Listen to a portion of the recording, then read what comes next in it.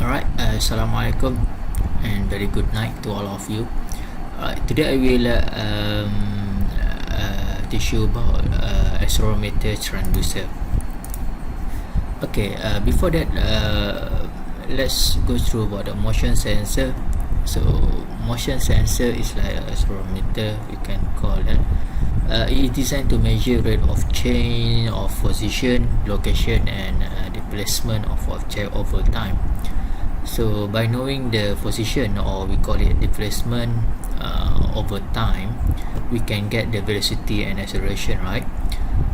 If we know the displacement, which is over time, we can get the velocity, and from that velocity, for over time, we can get the acceleration, right? Or maybe for the displacement, you can also get the acceleration. Primary form of motion sensor, we call it accelerometer. It's a device to use to measure the acceleration of an object.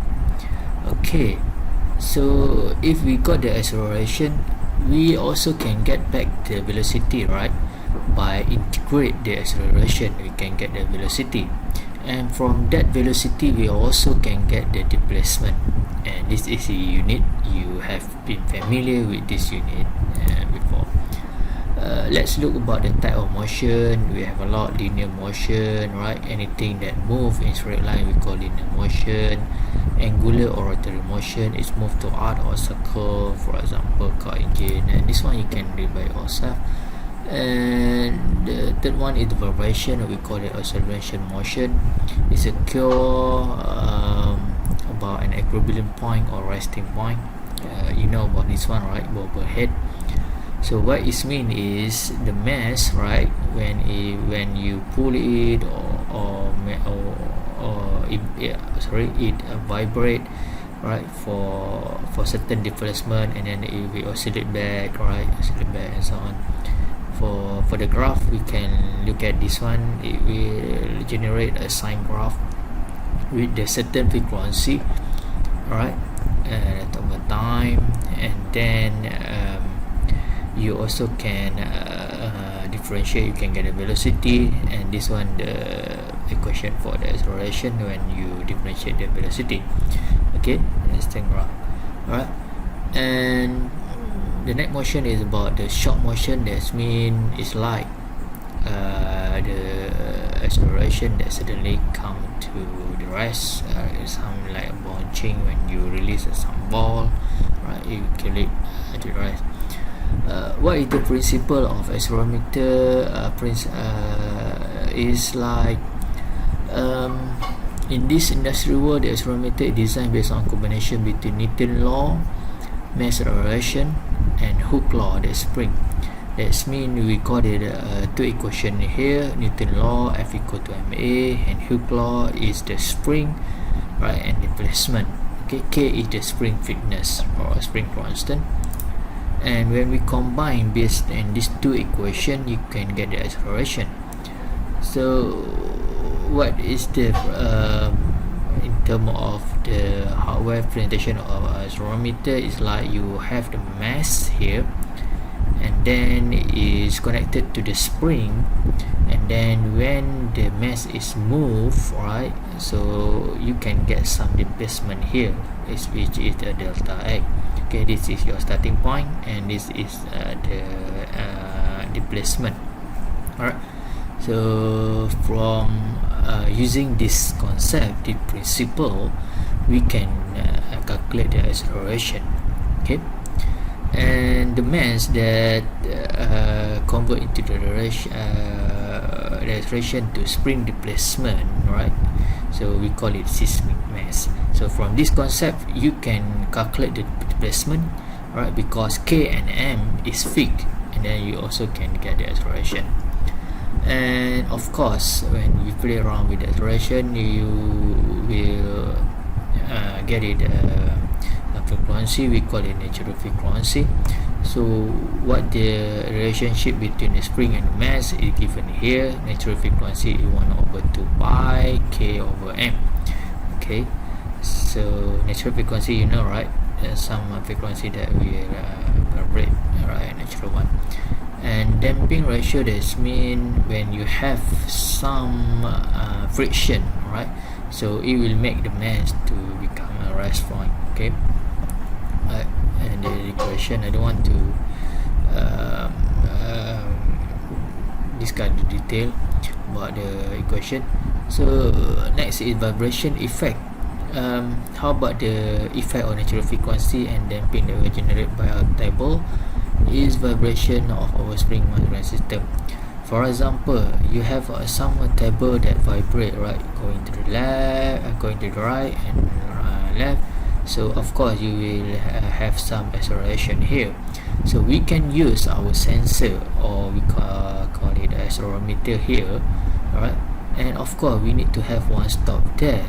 If not, the mass will going out from the certain distance. Okay. So what the relationship is, the acceleration of the table we can given is from this equation. You know the equation of acceleration like here, and then what the relationship between the this acceleration with our accelerometer, we are given here the acceleration, then we can get the distance here, right? Okay. Displacement here, x naught is the amplitude of the table one. Okay. And the effect of the related base speed motion, like this one, right? You put the acceleration at 2 and so on. Okay. And this one you can do by yourself. But let's look example 14.1. An accelerometer has seismic mass, right? This one 0.05 kilo and spring constant 3 times 10 power of 3 Newton per meter. Maximum displacement is 0.02 meter. That means it has some stopper here. Determine the maximum variable acceleration in g. Okay, that's mean you need to find the relationship between the Newton law and also the Hooke law. Okay, right. So you get the information. So we know that the relationship between acceleration and spring is given here, and spring we already know, m we already know 0.05 time with delta x. That's mean the displacement, right? X now will move to x, right? Your x now is 0.02. Then from here you get the acceleration 1200 meter per second. Okay. So but the question asks you in terms of g, acceleration in g, so you can do some ratio here. You can get 9.8 meter per second squared, and x you will get 1200, and you can find x g. For natural frequency you can use this formula for the second question. Alright, the type of accelerometer, this is the common type of the accelerometer, potentiometric accelerometer. The basic concept of the accelerometer, it should have the seismic mass, okay, that we generate the acceleration. Okay, for example, the potentiometric accelerometer, you have the seismic mass, right, and it connected to spring and dashboard. So dashboard is used as a damper, is to stop, and it connected to wiper, and there is some resistive element. You can get the output here, right, in terms of resistor. Okay, so this is the actual one. So you can treat all this one. And the next example is LVDT. What is the LVDT? Linear voltage displacement transducer. We will learn this one on the next chapter. Is employ a coil former, movable or LVDT coil. We call it seismic mass, spring, steel, and base. So I like to draw the simple one like this one. You have the seismic mass and LVDT. LVDT is mean it contain primary coil, secondary coil, and secondary 1 and secondary 2, and then you connected to spring steel, and this is your base. And when this seismic mass, right, it moves right or left, you will got it some output here in terms of voltage. Okay, and variable reactance is used the same concept with the LVDT, except it combined with the cantilever beam, and then it have the seismic mass and a coil, right? When you in the vibration occur, so you can get the output from that. Piezoelectric accelerometer is used the piezoelectric material, right? Sometimes we call it a crystal, right? And seismic mass, you put it like here, and then when you have the clip type spring, when you have some vibration occur, right, the spring will move this mass to the crystal, so you will get the output from here. Okay, we will learn about the piezoelectric transducer on the next chapter also. Let's look about the integrated circuit. So before that, we learn about the OM, right? In combination with the resistor 1, resistor 2. So when you play around with the accelerometer, you will use the integrated circuit. So this is the solution. In order to get the V out, you will get the minus 1 over RC integrate with V in, the input, over time dt. Okay, and differentiate the circuit, you will got the V out minus RC dV in and dt. So what the relationship between this integrated circuit with your acceleration? Okay, so as we know that we can obtain the acceleration from the accelerometer, right? And we also can obtain the velocity and displacement by using the integrated circuit. Right, for example, from the acceleration you can get the velocity. Right, from the acceleration you can get the velocity by integral. Okay, and from the velocity you can get the acceleration by differentiate. Okay, and in order to get the displacement, you can integrate the velocity, you can get the displacement. So in terms of circuit, alright, this is your integral circuit, V out and V in. The formula will is given here, 1 over RC minus integral V in dt. So it means if you have the acceleration here, right, VA, yeah, you can integrate VA here using integrated circuit. You can get the velocity, right? Voltage velocity minus 1 over RC integrate with voltage acceleration dt, and from that one you can integrate one more time to get the displacement, right, in terms of voltage scale. And 1 over RC you integrate the velocity, right, voltage, you can get the displacement. Okay, let's look this example. Alright, an accelerometer output is 14 millivolt per G, okay, in terms of voltage. Alright, design a signal conditioning system that provide a velocity signal scale, okay, velocity signal scale VV equal to 42.9 millivolt over centimeter per second. And also you need to design a system that can provide a displacement signal scale at Vi equal to 0.2 V over mm. Right, normally for the example you need to be careful with the unit. Okay, so let's solve the question A first. So you want to design a conditioning circuit that can produce a velocity signal at VV 42.9 millivolt centimeter per second. First of all, you get your information. So we have the acceleration, right, this one, and we know 1g equal to 9.81 meter per second squared, and you also have the voltage velocity that you this is your target, right? Alright, so first of all you need to convert your acceleration in term of standard unit, alright, millivolt over meter per second squared. So you need to divide this one, VA 14 millivolt over G, right? So G is equal to 9.81 meter per second. Correct? You got it, voltage acceleration 1.4 1.43 millivolt per meter second squared. Okay, done.